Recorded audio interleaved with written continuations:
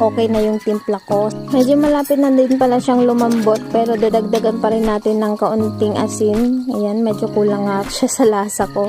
So ayan, mekos-mekos mo na yan. Kinamay-kamay na yung asin, tak-tak-tak ng paminta.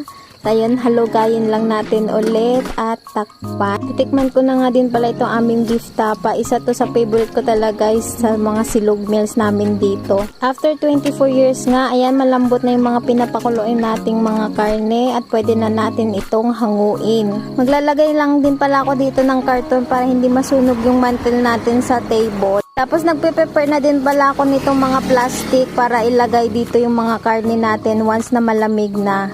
Alam nyo guys, ang dami kong nare-receive na mga compliment dito sa mga kumakain sa amin na masarap nga daw yung pork silog namin, mga silog meals namin dito, tapos yung bangus din masarap. Ang sarap lang sa feeling pag nakaka-receive kami ng mga ganyang comment galing sa mga customers namin na